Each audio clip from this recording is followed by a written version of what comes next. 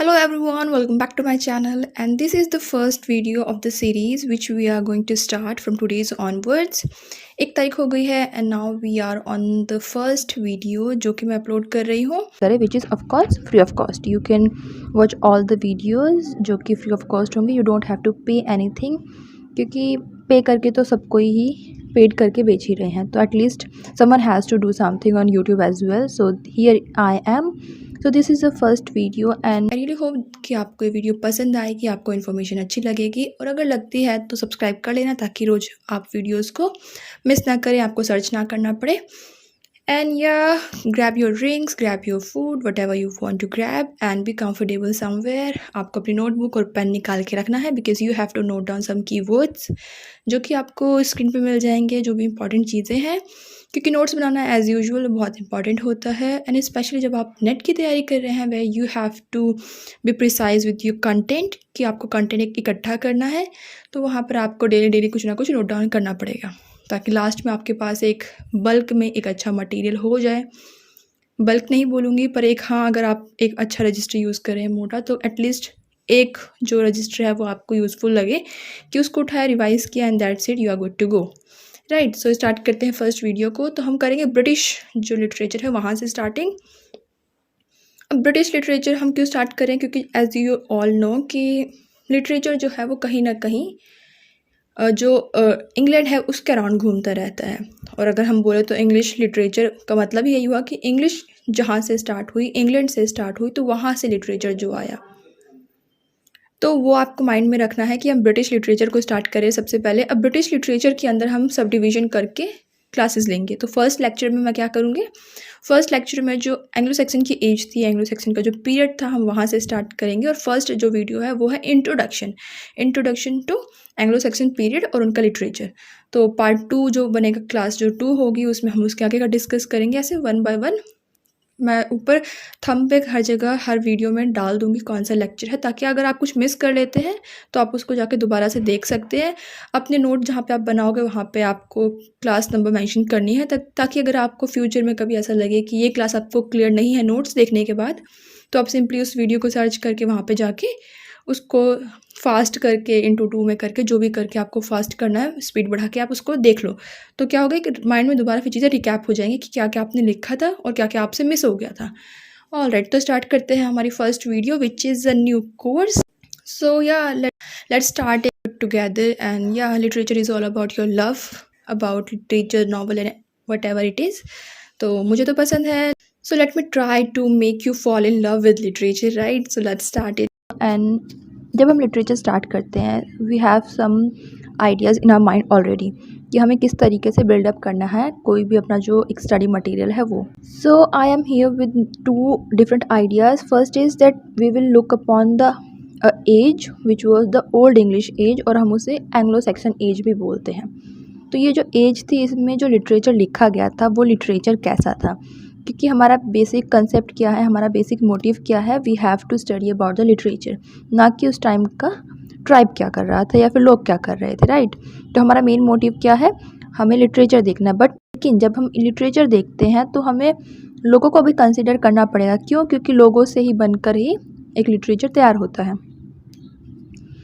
तो हम बात करेंगे सबसे पहले old English literature which is also known as Anglo Saxon literature. अब एंग्लो सेक्शन क्यों बोला गया है ओल्ड इंग्लिश को? राइट, सबसे पहला क्वेश्चन यही आ जाता है क्योंकि जिस ब्रिटेन को हम आज जानते हैं, इंग्लैंड को आज हम जानते हैं, इसका नाम ये नहीं था, इसको ब्रिटेन बोलते थे. राइट, तो वहाँ पे जो लोग रहा करते थे, जो नेटिव लोग थे, वो ब्रिटेन में रहते थे. उनकी जो लैंग्वेज थी वो अलग लैंग्वेज थी, वो जो बोलते थे उसमें कहीं ना कहीं क्रिश्चियनिटी भी थी.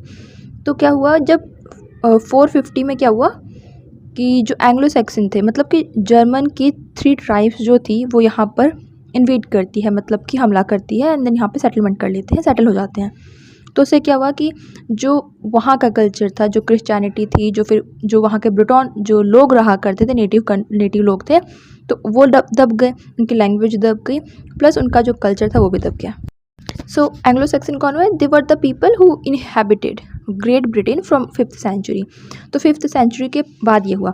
अब 450 के अराउंड में क्या हुआ, जब एंग्लो सेक्सन ने यहाँ पे इन्वेट किया था, जो इसे हम आज इंग्लैंड बोलते हैं, उस टाइम पे इसे इंग्लैंड नहीं बोलते थे, ग्रेट ब्रिटेन बोलते थे। वहाँ पे ब्रिटेन लोग रहते थे।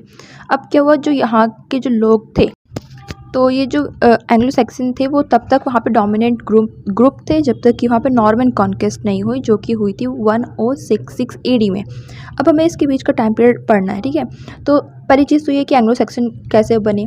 तो एंग्लो सेक्सन जूट, ये जर्मन की 3 ट्राइब्स थी जो कि यहाँ पे आती हैं, इन्वेट करती है और यहाँ पे सेटलमेंट कर लेते हैं, बस जाते हैं।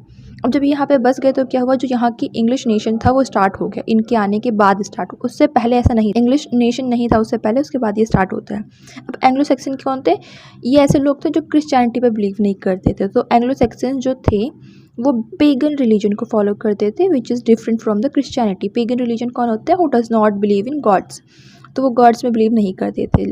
तो क्या हुआ, जब 597 के अराउंड में सेंट ऑगस्टिन थे, एक पर्सन थे ऑगस्टिन, सेंट ऑगस्टिन बोला गया उन्हें। तो वो यहाँ वहाँ पूरे वर्ल्ड में घूम रहे थे और उनका मेन मोटिव क्या था? क्रिश्चियनिटी को स्प्रेड करना। तो जब उन्होंने इंग्लैंड में भी जब वो आए, उन्होंने वहाँ पर भी क्रिश्चियनिटी को स्प्रेड किया, लोगों को कन्वर्ट करना स्टार्ट कर दिया, कंट्रीज़ को कन्वर्ट करना स्टार्ट कर दिया। तो धीरे धीरे क्या हुआ, जो एंग्लो सेक्शंस थे जो कि गॉड में बिलीव नहीं करते थे, हु वर द पेगन्स, तो इन्होंने भी 8th सेंचुरी के तक आते आते क्या हुआ, थोड़े थोड़े लोग ऐसे थे एंग्लो सेक्शंस के भी जो इन्फ्लुएंस होने लगे क्रिश्चियनिटी से, क्योंकि जब कोई भी चीज़ बहुत दिनों तक प्रीच करी जाती है तो लोग उससे इन्फ्लुएंस हो जाते हैं। तो वो भी क्रिश्चियनिटी से इन्फ्लुएंस होने लग गए। अब जब वो क्रिश्चियनिटी से इन्फ्लुएंस होने लग गए तो अब आप देखोगे कि उनके लिटरेचर में कैसे जो क्रिश्चियनिटी है, क्रिश्चियन आइडियाज़ है, वो फॉलो होंगे। तो ये तो था उनके बारे में। अब बात आती है कि इनके आने के बाद क्रिश्चियनिटी आ गई, एंग्लो सेक्शन ने क्रिश्चियनिटी को थोड़ा थोड़ा अपनाने भी लग गए। तो अब लिटरेरी कैरेक्टरिस्टिक्स क्या रही इस पीरियड की? एक तरफ हमने बात कर ली कि उस टाइम के क्या क्या, कैसे लोग आए, कैसे बसे, उनकी लैंग्वेज क्या थी। अब दूसरी तरफ की लिटरेरी वर्क क्या रहा, लिटरेरी वर्क में लिखा क्या गया, क्योंकि हमारा मेन मोटिव क्या है? हमारा मेन मोटिव है लिटरेचर, लिटरेरी कैरेक्टरिस्टिक्स को देखना। सो ओल्ड इंग्लिश जो थी वो किसकी लैंग्वेज थी? तो जो ओल्ड इंग्लिश लैंग्वेज थी उसे एंग्लो सेक्सन इंग्लिश भी बोलते हैं, एंग्लो सेक्सन लैंग्वेज भी बोलते हैं। तो ये कहीं ना कहीं फाउंडेशन है मॉडर्न इंग्लिश की, जो हम अब बोलते हैं, लेकिन हम पुरानी इंग्लिश को नहीं समझ पाते क्योंकि थोड़ी थोड़ी चीज़ें डिफरेंट थी उस टाइम पे। तो जो एंग्लो सेक्सन पीरियड था उस टाइम के लोग क्या बोलते थे? ओल्ड इंग्लिश बोलते थे। ओल्ड इंग्लिश कैसे बन के आई थी? जो नेटिव ब्रिटोन लोग थे, ब्रिटोन्स जो थे, वो जिस लैंग्वेज को यूज़ करते थे, प्लस जो जर्मन की जो ट्राइब आई थी, ये जो अपनी टंग यहाँ पे यूज़ करते थे, इन दोनों को मिलाने के बाद ओल्ड इंग्लिश बन के आई और उसके बाद ही ओल्ड इंग्लिश में जो वर्क लिखे गए। अब इस टाइम पीरियड में क्या हुआ कि जो पोइट्रीज़ थी और जो सॉन्ग्स थे, they were in ऑरल form, written form में नहीं थे, ठीक है।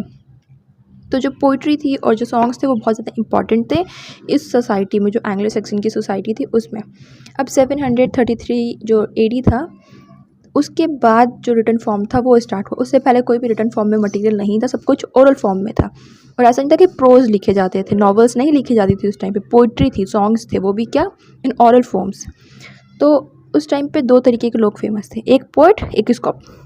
तो पोइट और ये दोनों क्यों फेमस थे? क्योंकि ये दोनों, एक पोइट्री लिखता था, एक सॉन्ग्स लिखता था, और ये क्या करते थे? They discuss cultural social values through their works. अगर कोई पोइट्री लिख रहा है, कोई सॉन्ग लिख रहा है, तो उसके अकॉर्डिंग। अब ये इंपॉर्टेंट मेंबर्स थे एंग्लो सेक्सन सोसाइटी के। तो ये जो स्कॉप थे किस लिए रिस्पॉन्सिबल थे? They were responsible for maintaining a person's reputation through his songs after his और हर डेथ। कि कोई अगर पर्सन मर जाता है तो दे वर द रिस्पॉन्सिबल कि वो अपने सॉन्ग्स में उनको प्रेज करेंगे, अच्छे से उनकी रेपुटेशन को बना के रखेंगे। और पोइट्स क्या थे? पोइट्स उस टाइम पे दे यूज टू गो प्लेस, इधर उधर जाते थे और अपनी जो पोइट्री थी उन्हें संग करते थे और प्रेज करते थे। तो इस तरीके से जो पोइट्री है होल कंट्री में स्प्रेड होती थी। अब जब इनकी पोइट्री में धीरे धीरे क्रिश्चियनिटी आने लग गई तो क्या हुआ? तो क्रिश्चियनिटी जो मेनली ब्रिटॉन्स का रिलीजन था, जो सेंट ऑगस्टिन के आने के बाद थोड़ा थोड़ा फैलने लग गया, उससे एंग्लो सेक्सन भी इंस्पायर हो गए, इन्फ्लुएंस हो गए। तो धीरे धीरे इन्होंने भी अपने जो वर्क्स थे या फिर लोगों ने कन्वर्ट होने के बाद ये जो क्रिश्चियन आइडियल्स थे ये भी थोड़े थोड़े इनके लिटरेचर में फेमस हो गए। फॉर एग्जांपल, अगर आप किसी चीज़ से इन्फ्लुएंस होते हैं तो आपके लिटरेचर में भी आप उन्हीं चीज़ों को कहीं ना कहीं दिखाएंगे। तो एक तो ये कैरेक्टरिस्टिक थी कि इनकी जो पोइट्री थी इसमें भी अब क्या हुआ, क्रिश्चियन आइडियल्स आने लग गए। सेकंड चीज़ ये थी कि ये अपने वर्क्स में बहुत ज़्यादा ही हीरोइक पास्ट को सेलिब्रेट करते थे, बहुत ज़्यादा अटेंशन देते थे। ये जो इनका जर्मनिक हीरोइक पास्ट था उसके बारे में, बहुत ग्रेट हीरोज़ के बारे में लिखते थे जो जर्मनी में रहे थे या फिर जर्मनी में उस टाइम पे ज़िंदा थे, लिविंग थे। तो क्या होगा, आपके पास दो आइडियाज़ हो गए। एक तो क्रिश्चियन आइडियाज़ होगा कि क्रिश्चियन आइडियाज़ के ऊपर लिखने लग गए, प्लस इन्होंने हीरोइक पास्ट के ऊपर लिखा, जो जर्मनिक हीरोज़ थे उनके ऊपर लिखा। Apart from these two things, इनकी पोइट्री में हम क्या देख सकते हैं, ये तो चीज़ें हो गई कि इनकी पोइट्री में मेन थीम्स क्या होते थे। अपार्ट फ्रॉम दीज, इनकी पोइट्री में हम किस तरीके का सिस्टम देखते हैं या फिर किस तरीके की टेक्निक देखते हैं। तो ये सेज्यूरा यूज़ करते थे, they used caesura in their poetries. तो सेज्यूरा क्या होता है, जैसे आप कभी कोई सोनेट पढ़ते हैं या फिर कुछ पढ़ते हैं तो आप देखते हो कि उसकी लाइन, जैसे मैं यहाँ पे एग्जांपल दे रही हूँ, it is for you way speak, उसके बाद कॉमा और फिर 2 स्लैश। तो ये जो स्लैश है क्या कर रहा है, ये कहीं ना कहीं having a break between a line, की लाइन के बीच में एक थोड़ा सा ब्रेक देता है, नॉट फॉर आवर सेल्फ। तो ये जो क्या हुआ, ये बीच में सेज्यूरा यूज़ करते थे ओल्ड इंग्लिश टाइम के जो लोग थे, एंग्लो सैक्सन लोग थे वो, तो उनके लिटरेचर में आपको ये क्वालिटी मिल जाएगी।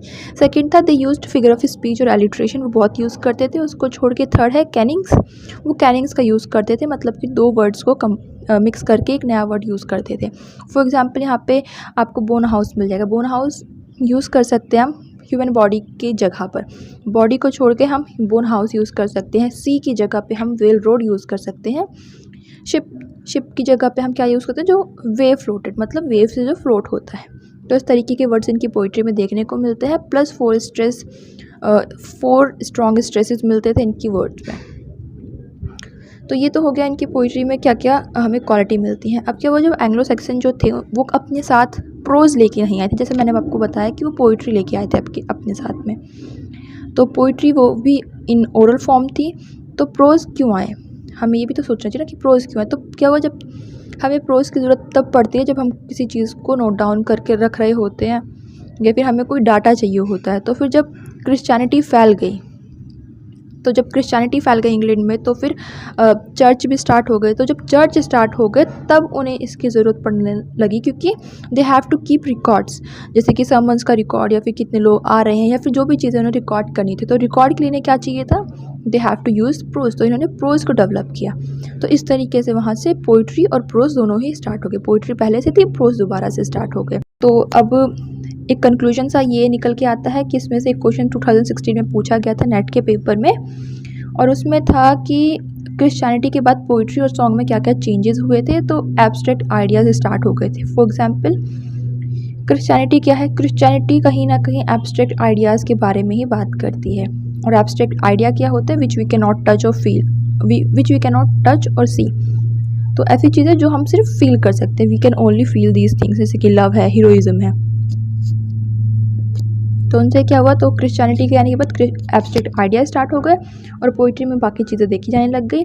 मेन अगर मैं बोनस पॉइंट की बात करूँ तो मेन थीम्स में आपको क्रिश्चियन आइडियाज़ हैं। पोइट्री में हीरोइक पोइट्री यूज़ होती थी। अगर मैं स्टाइल में बात करूँ तो उन्होंने सेज्यूरा यूज़ करते थे, वो एलिट्रेशन और फिगर ऑफ स्पीच यूज़ करते थे, कैनिंग्स करते थे और स्ट्रॉन्ग स्ट्रेसेस यूज़ करते थे अपनी पोइट्रीज़ में। And with this we will end this class right here, and now we have some questions for you all.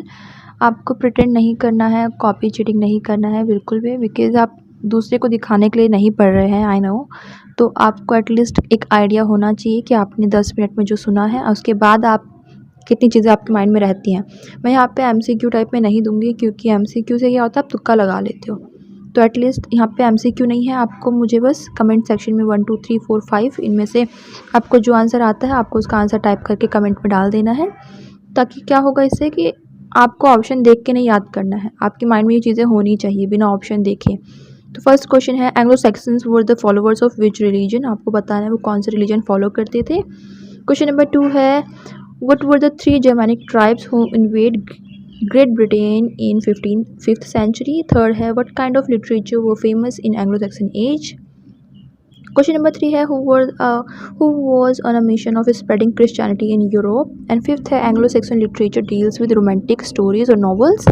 आपको बताना ये सही है कि नहीं है। इस क्वेश्चन में आपको सिंपली इनमें से जो भी क्वेश्चन आता है आप उसका आंसर कमेंट में टाइप कर दीजिए, जो नहीं आता है उसे ब्लैंक छोड़ दीजिए, कोई प्रॉब्लम नहीं है। हम मिलेंगे अब नेक्स्ट वीडियो में। आपको जो चीज़ें अभी लगता है डाउटफुल है, आप दोबारा देख सकते हो, या फिर आपको कुछ अगर इंटरेस्टिंग लगता है आप उसे सर्च कर सकते हो, अपना कॉपी वॉपी स्टार्ट कर सकते हो, नोट डाउन कर सकते हो। वहीं I will see you in the next video, जिसमें मैं नेक्स्ट इसका पार्ट डिस्कस करूँगी, जिसमें हम बियोवुल्फ को कवर करेंगे, जो कि बहुत ही फेमस है, बाकी जितनी भी चीज़ें और डेवलपमेंट को। All right, so see you.